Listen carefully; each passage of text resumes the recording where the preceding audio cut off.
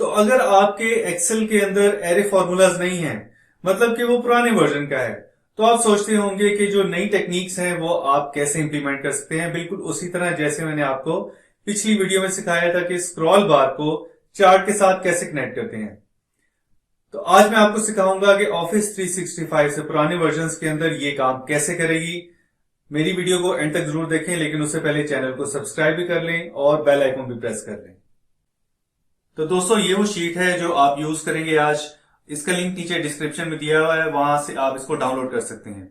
जैसे मैंने आपको पिछली वीडियो में बताया था कि अगर आप इस डाटा के ऊपर बार चार्ट या कॉलम चार्ट इंसर्ट करें तो उसकी शक्ल कैसी बनती है, मैं आपको इंसर्ट करके अभी दोबारा से दिखा देता हूं। तो ये वाला मैंने चार्ट इंसर्ट किया है, तो आप ये देखें कि डाटा बड़ा अजीब सा है। इसको मैं टोटल को हटा देता हूं, तो इस तरह की कुछ शक्ल नजर आएगी जिसका कोई खास मतलब आपको नहीं नजर आएगा। तो यहां पे हम ये चाह रहे हैं कि जितने आइटम्स, हम कहें 10 आइटम आए, 20 आइटम आए, तो उतने ही आए, फिर हम उसको स्क्रॉल करके चेंज कर सकें अपनी मर्जी से। तो उसको करने के लिए हमें ये करना पड़ेगा कि पहले हमें स्क्रॉल बार इंसर्ट करनी पड़ेगी। तो हम यहां पे जाते हैं डेवलपर टैब के अंदर। ये भी मैं बता चुका हूं कि इसको कैसे एक्टिवेट करना है। मेरी पहली वीडियो में जो फॉर्म कंट्रोल प्लेलिस्ट के अंदर है, उसमें आप इसको देख सकते हैं। आप इंसर्ट में जाएं और यहां पे आपको स्क्रॉल बार नजर आ जाएगी। आप इसको चार्ट के साइज के हिसाब से क्रिएट कर लें। अब इसको अगर आप राइट क्लिक करें और फॉर्मेट कंट्रोल में जाएं तो आपको इसकी ऑप्शंस बताएगा कि आप मैक्सिमम कितनी वैल्यू तक जा सकते हैं। आपके पास जितना डाटा है, मेरे पास लेट से ये 500 दिनों का डाटा है, तो मैक्सिमम वैल्यू मैं 500 कर देता हूं। मिनिमम वैल्यू हम रखते हैं 2। ये मैं आपको बताऊंगा क्यों।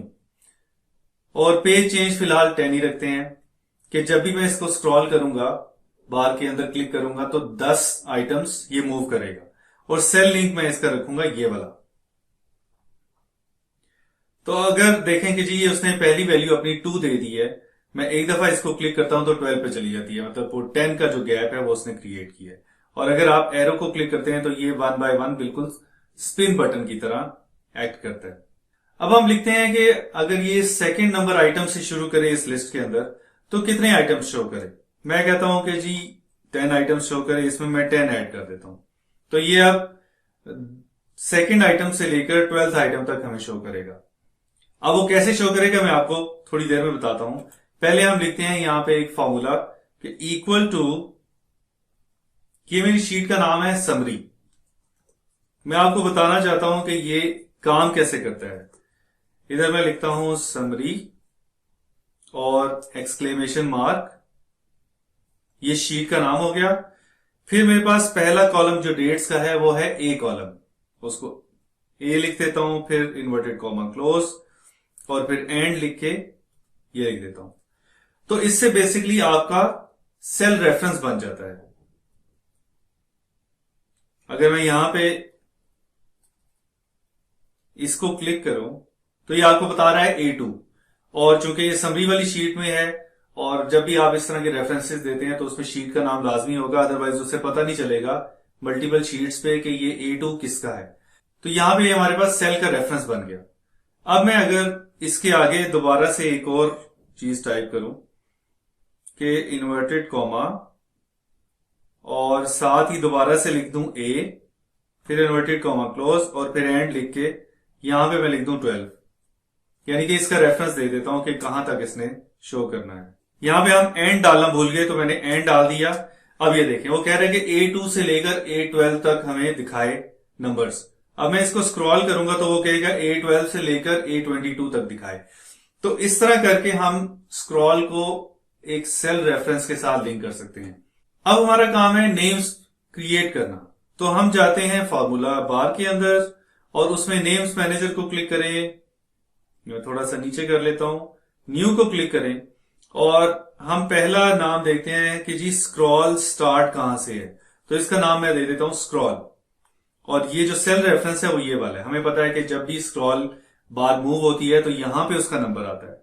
तो हमारा एक ये नाम हो गया। फिर हम एक और नाम क्रिएट करते हैं जिसका है नाम अप टू, यानी कि जब स्क्रॉल बार मूव हो तो किस आइटम से लेकर एंडिंग आइटम का नंबर कौन सा है। तो उसको मैंने अप टू नाम दे दिया और वो ये है जिसमें हमने स्क्रॉल बार वाले नंबर में 10 को ऐड किया था और ओके प्रेस कर देते हैं। अब इसको क्लोज कर दें और हम ये वाला जो सेल रेफरेंस हमने क्रिएट किया था उन फॉर्मूलाज की मदद से, इसमें हम ये करते हैं कि जो सेल रेफरेंस हमने दिए थे, चूंकि अब हमने नाम क्रिएट कर दिए हैं, तो हम इसको खत्म करके ये लिखते हैं। तो आप देखें स्क्रॉल नाम आ गया क्योंकि हमने अभी इसका नाम क्रिएट किया था। और K1 को खत्म करके हम ये वाला डाल देते हैं अप टू, ठीक है, और एंटर दबा दें। अभी भी उसका रिजल्ट वही आएगा। एक और काम हम कर सकते हैं कि अगर हम यहां पे डेवलपर टैब के अंदर जाके एक स्पिन बटन क्रिएट कर लें,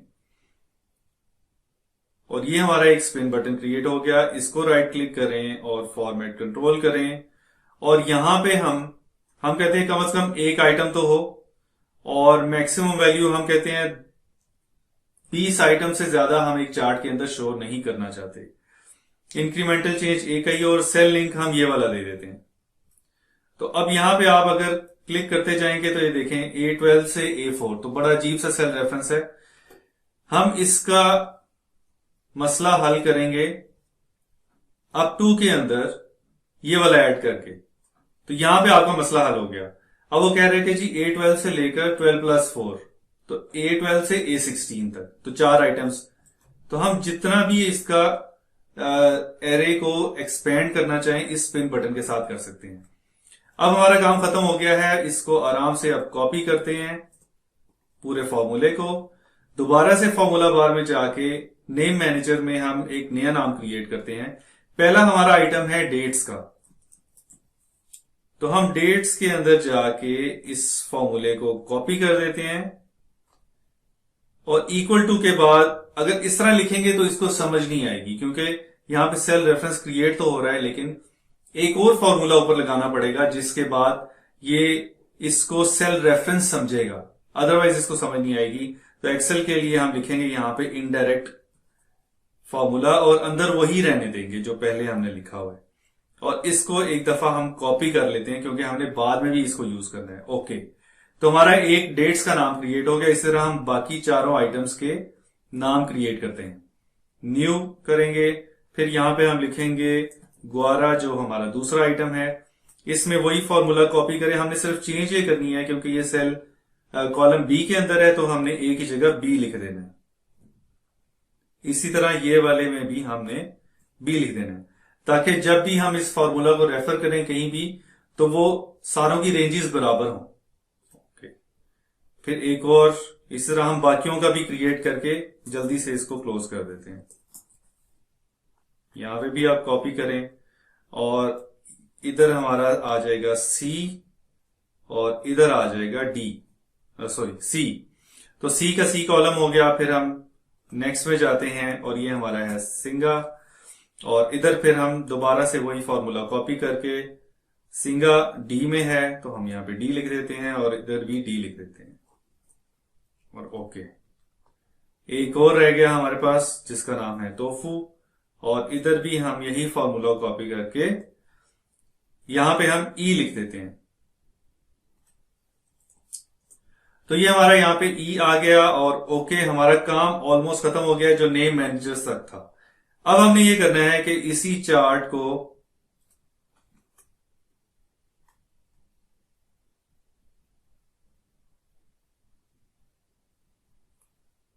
थोड़ी सी इसकी फॉर्मेटिंग सेट कर लेते हैं।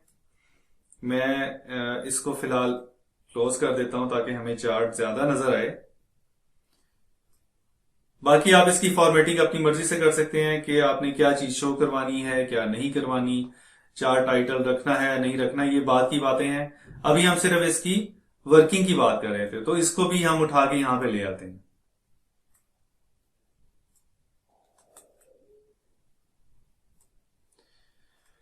अब चार्ट को क्लिक करें और चार्ट डिजाइन के अंदर जाके हम यहां पे सिलेक्ट डेटा में जाते हैं और पहले डेट्स वाले को एडिट करें, और यहां पे आपने क्या करना है, एक्सक्लेमेशन मार्क तक डिलीट करके आपने जो नाम आपने क्रिएट किया उसका नाम लिख देते हैं। ओके, फिर इसी तरह बाकियों में भी यही करना है, एडिट, और यहां पे भी हम जाके ये पहला आइटम है हमारा तो इसका नाम लिख देते हैं गुआरा, ओके। फिर नेक्स्ट है क्वेसो, इसका भी नाम आप क्वेसो लिख दें, $साइन रह गया तो क्वेसो, और फिर सिंगा। आप देखें पीछे चार्ट खुद ब खुद ठीक होना शुरू हो गया है। बेसिकली जो रेंजेस हैं वो कंपेटेबल हो रही हैं, तो इसी वजह से आपका चार्ट भी अब शो होना शुरू हो गया है। और ये लास्ट वाला है टोफू, और ओके ओके प्रेस करते हैं। अब आप देखें आपका चार्ट ऑलमोस्ट, बल्कि क्या कंप्लीट हो गया है। जो डैशबोर्ड हमारा है, अगर मैं इसको एक स्क्रॉल करूंगा तो ये यहां पे आपको बता रहा है कि 21 से 29 नंबर आइटम हमारे पास शो हो रहे हैं। और अगर चार्ट को क्लिक करें तो यहां पे आपके पास ये सिलेक्टेड डाटा भी नजर आ जाएगा। अब मैं आपको बताता हूं कि यहां पे हमने जो मिनिमम रेंज थी वो 2 क्यों रखी थी।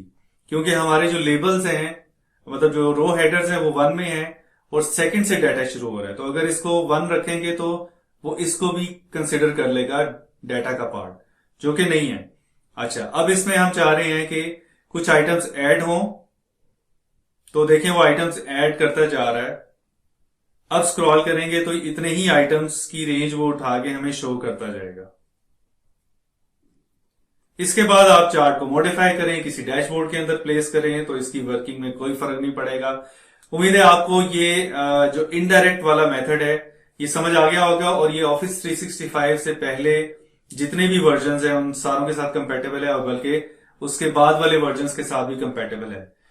पिछली जो हमने बनाई थी वीडियो वो एरे फॉर्मूलाज की बेस पे बनाई थी, और एरे फॉर्मूलाज अनफॉर्चुनेटली ऑफिस 365 के अलावा पुराने वर्जन में काम नहीं करते, जिसकी वजह से शायद लोगों को वो ज्यादा समझ ना आई हो।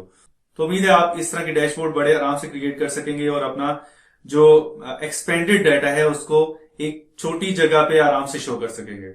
अगली वीडियो में एक और नए टॉपिक के साथ हाजिर होऊंगा, तब तक के लिए अल्लाह हाफिज।